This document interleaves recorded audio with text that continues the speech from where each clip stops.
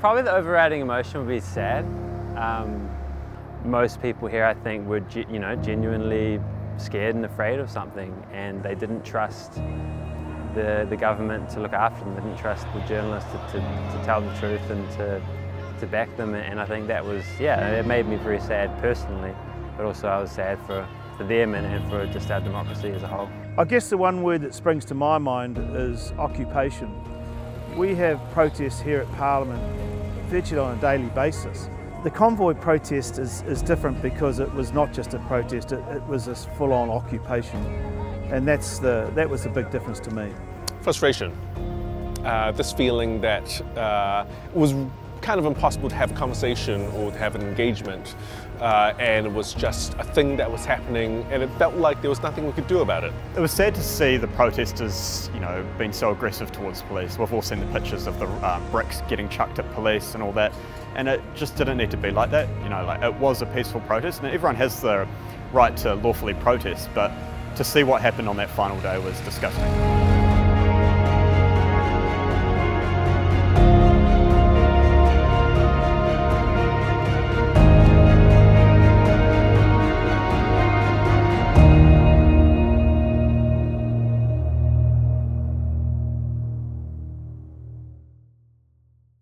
Arrived on day one after driving a truck.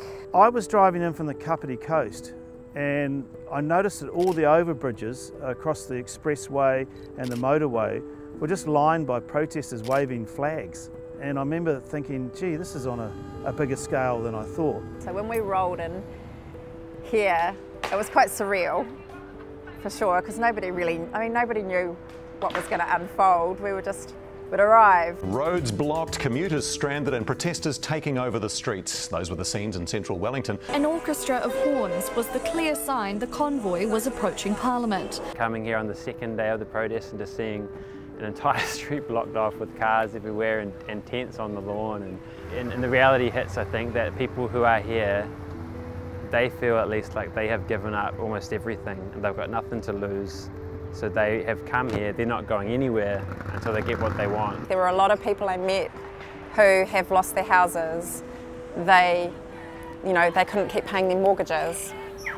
This was their last stand. Like, where were they going to go from here? I think I just noticed a lot of the people around me feeling really angry and being really frustrated at this thing that was happening and really not knowing what to do about it. There was a beauty, almost like an essence of being in the village that was like a fragrance that made you want to be within it and keep returning to it. I saw more therapeutic healing in that 23 days in here than I've seen in the health system in the time I've been working in it. You'd see something happen and you'd be like, oh, that doesn't surprise me anymore. You'd go from one day to the next and someone would bring something in, or loos would start appearing, or showers would start appearing, and you're just like, nothing really surprised you anymore. The animosity towards us as journalists made it very difficult to get the full picture, to get the side of the protesters across. I guess on one level, because you almost had to be invisible, walking around and pretend to be someone else, and that's a funny feeling as a journalist. I think the whole point of journalism is transparency and openness. I think the really obviously antisocial stuff, the intimidation and the violence, was easy to focus on and easy to explain why it was bad. But I think a lot of it was really about provocation as well, about the idea of standing there and telling us that we were sheeple, that we were stupid, that we, were somehow cowardly for wanting to protect others. And I think that part of it was the part that really made me angry, and I think it's probably what made the people around me angry as well. You cannot paint the protest as a kind of a whole, one brush stroke or whatever. I mean, there were so many different elements to the protest. There were definitely people in there who were respectful and probably did want journalists to be there. But there were the other end, there were the very extreme people who wanted to hurt journalists. I heard time and time again from people I interviewed here, they felt like this was their family. They felt at home here.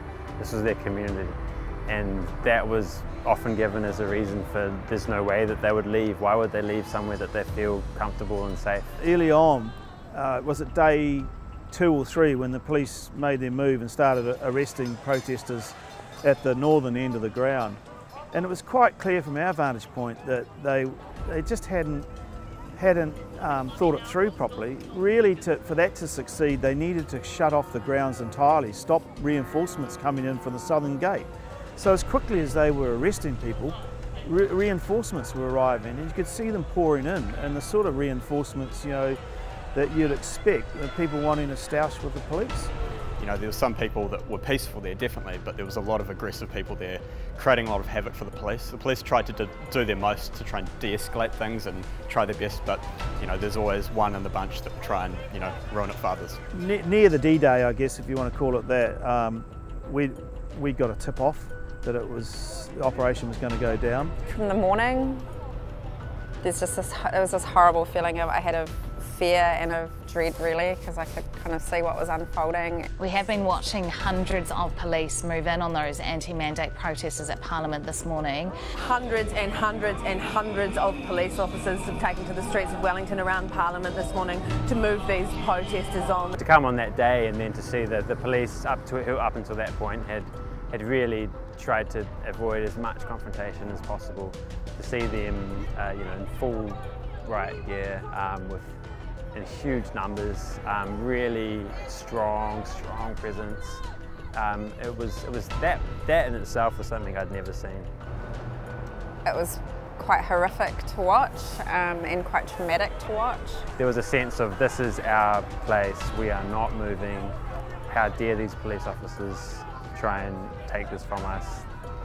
There was almost a sense the police officers were the unlawful ones, and the protesters had in their right to try and prevent them from coming further.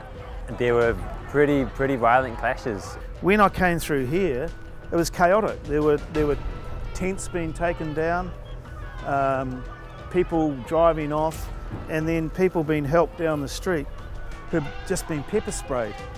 And they set up like a first aid station over here on this corner by the Backbencher Hotel. So I definitely saw protesters, you know, using the very fire extinguishers that police had fired, given them earlier on in the protest because of the fire risk from all the tents.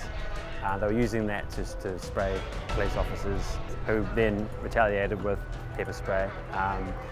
Protesters were even throwing those very fire extinguishers at police who were holding their plastic shields on the front line, deflecting them, but behind them there were officers without shields, and they were being struck by all manner of objects. I mean, there was bits of 2x4, there was those extinguishers, I saw an LPG gas bottles, I saw those get flung over the line indiscriminately. And then as police were pushing forward, that's when a fire was lit, and they would be grabbing tents, ripping them down, piling them on the fire.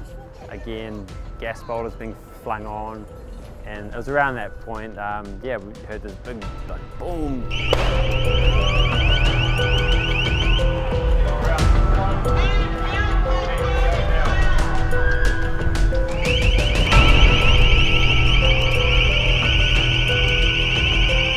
It's kind of that moment. The fire was probably like 10 metres away, and I could feel the extra flames come from that gas bottle exploding, and it just felt, wow, this is quite real. This is pretty bad. And there was just this anger in people's faces that I'd never seen before. Fires, fury and forklifts have seen what could be the end of the protest at Parliament. Protesters are throwing bricks at police as the protest at Parliament turns more ugly by the minute. The battle for Parliament has erupted. Yeah, look, it's utter chaos. It is absolutely terrifying what went down at our Parliament today. To watch elderly people with pepper spray in their eyes, getting, you know, and an elderly man that I watched getting smashed to the ground, and like, it was like watching a scene in a really awful movie and just being in complete disbelief that this is our country, this is Aotearoa, and one of the most ironic and upsetting things about leaving. I left at 7 at night. It was pretty much right at the end. I just watched the whole thing unfold, and I cried and I cried and I cried, and it was one of the most upsetting days of my life. And then when I left and walked away, it's like 100 metres down the road. There's people sitting in restaurants eating steak and drinking Pinot. No idea of what's happening 100 metres away from them. If I could change anything on that last day, it was that we would have had a plan that if they'd entered the thing, we would have all just peacefully walked out. It was, yeah, something else.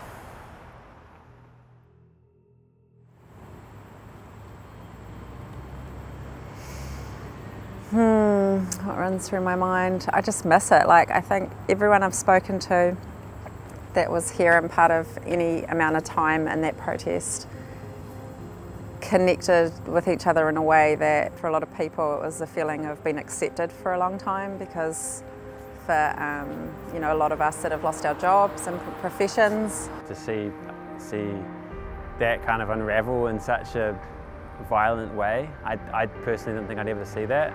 So I think I'm still shocked. There were moments like being outside Parliament grounds and hearing people yell out loud about trying to burn down the law school because it's made of wood. People yelling out to try and get Molotov cocktails, people wedging bricks out of the ground and breaking them up to throw at police indiscriminately. That was all something I never ever thought I'd see. No, I would have never imagined that last day here. I lived in Israel for a while, maybe there. You know, I don't think it would happen here on Parliament lawns, but it did. But I guess the scale of the occupation did surprise me.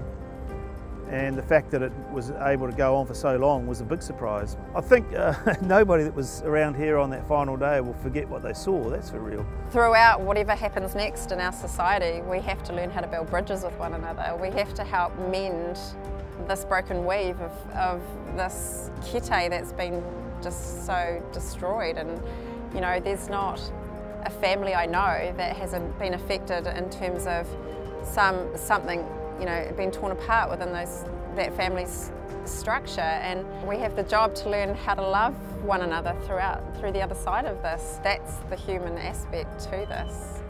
What we saw here, that has definitely not gone away. These people are definitely still out in their communities, you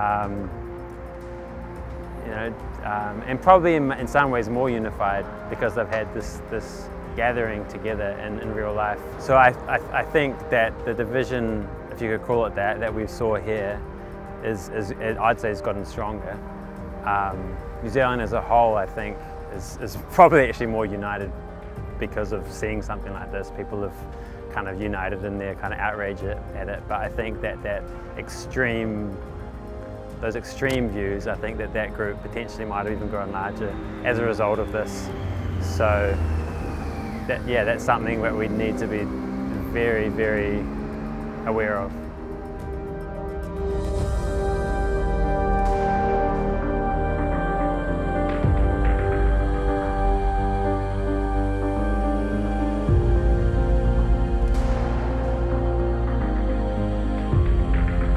When we came to the point where we would remove passes and make changes to mandates, it would be because it's safe to do so, not because anyone arrived on the front lawn of Parliament.